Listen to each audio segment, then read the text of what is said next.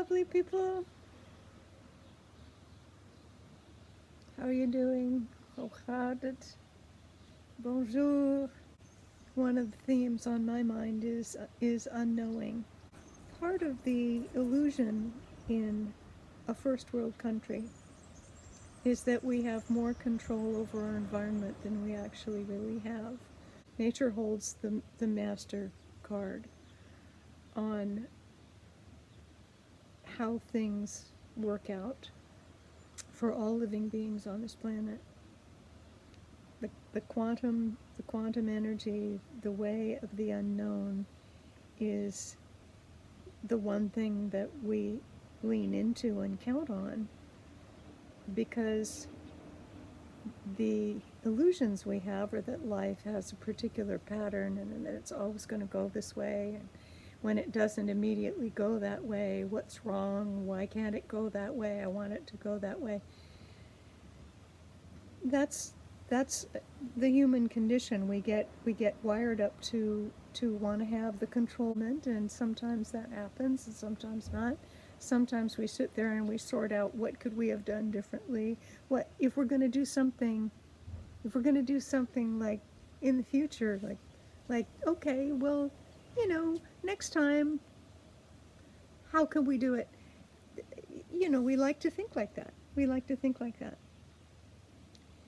I watched Stanford professor of medicine from India in an interview. There was a core, a pearl of truth in what this Stanford researcher was discussing. Explanation of methodologies and needs and the weaknesses in current information. Very, very illuminating for me. It was very illuminating. It underscored something that I've experienced in life, which is that situations can be complex. They seem, in a time when we get emotionally involved, they seem like they're black or white, but they're really not. Cumulative factors, complicated things need to come together to create a situation and to create an outcome from a situation. And his discussion was emphasizing about this pandemic and where it's going is still a pretty undefined terrain mathematically. He was explaining why that was, and I can't summarize it, but the kernel of truth that when we get emotional, we want simple responses, and we want things to go the way we want them to go. And life is often going to place us in a learning situation that breaks the paradigm we're used to and causes us to enter into this limbo state where the old thing doesn't work exactly under all conditions. The new thing hasn't yet emerged and developed in a really clear way. I haven't posted in a couple of days because I was in a limbo spot where my emotions were getting away from me. I was unable to discern again what I could offer into the quantum and into this time and into any interactions with others. I want to say thank you to anyone who video chats with me, because seeing your faces makes such a difference. When I video log like this, I imagine all of you, but without actual contact. I can sometimes be in an emotional spot where sadness swells up and I'm not sure what the outcome is going to look like. So what I did was I gathered up my cat, I put him in his harness, brought his leash and a long lead, and we sat out in the garden and stared at a beautiful vine. I don't even know what kind of vine it is.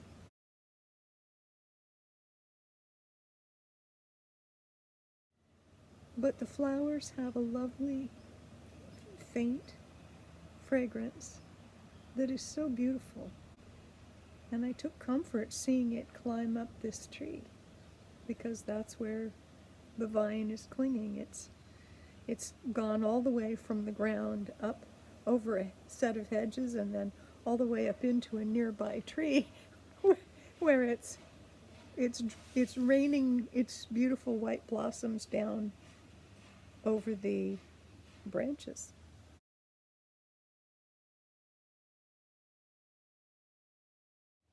It's quite impressive. But we're all made differently, just like plants. We're all made. Some of us are vines, some are trees, some are hedges, some are, humans. We're all different kinds, and we all have our sets of concerns and our sets of experiences. And there's value in every single human life and every single life form that's non-human. So I sat on the earth with my sadness, and I cried. And I felt the warmth of the sun and the warmth of the earth. And Zizi reached out and he put his paw on me. And I felt so lucky. I feel so lucky. I feel enormous concern for everyone in this time. And I also feel so lucky. I still get to create. I'm working on a new series of pet portraiture because there are people who enjoy their pets, and there are also people who don't have any company. They don't have a pet with them right now.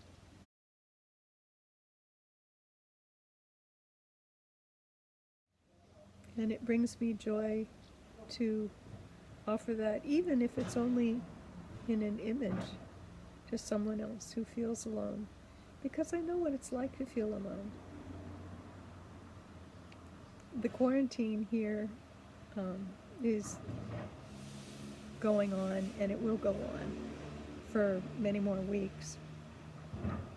But because I'd come to a foreign country, and I have sensory differences so that I can't make phone calls like other people and do some of those things, my connections feel a bit more fragile than they used to when I could hear. And to be having an adventure in a foreign country and then have a pandemic hit is something that it's gone beyond the boundaries of what I thought this adventure was going to look like. And I'm sure probably everybody can say that in their own way, whether you're at home with your family and feeling like there's no exit from people everywhere, or if you're alone and wish there were people and they're not people around you. The thing about being a human being that I used to say when I was a therapist with children and families was that, we all have forms of pain or discomfort. So if you have your choice of pain, which do you want? Do you want the kind of ongoing, never deal with it pain, or do you want the kind of pain where you go ahead and face something, you cut it open, you dig at the sliver, you clean it out, you hope that there's going to be no infection and that the whole system is going to be better for it. And it was interesting, even children who were just tiny children, just tiny young kids, would say that was the kind of pain they preferred. The face it, scrub it out, it stings, but let's get to it kind of pain.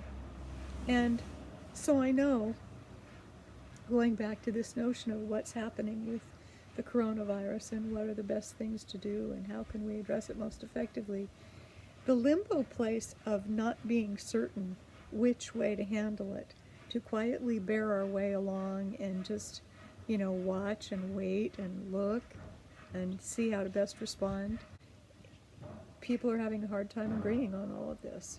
And it's kind of understandable, because it's a hard situation to parse for masses of beings at one time without a lot of baseline information. So when in doubt, what we can do is make friends with unknowing. Dr. Joe Dispenza talks about how with unknowing we tend to want to shy away from it and go back to what's familiar. And sometimes that trail has been erased behind us. It fell away. And this is one of those times when the trail behind us has fallen away. We can't really go backwards. There's only going forwards.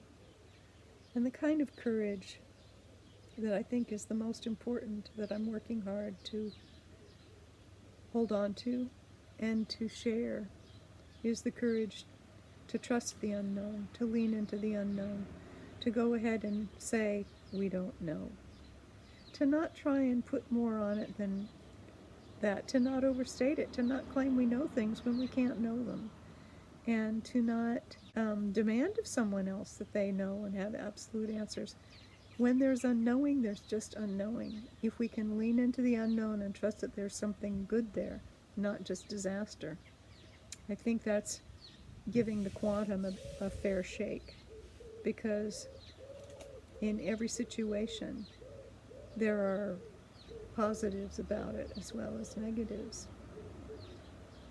It can be hard for humanity to take a virus that reduces our kind in stride.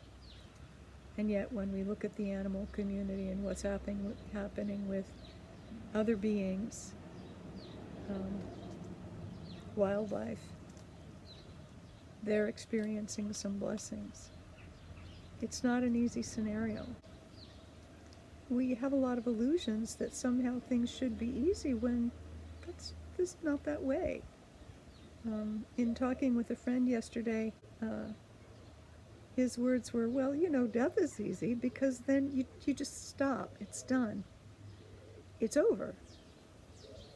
It's staying alive. It's living. That's the challenging part.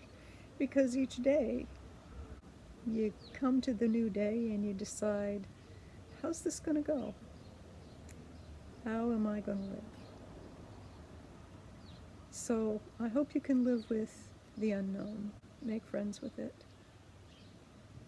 Trust it. And find an internal rhythm of acceptance as we inch along. Much love.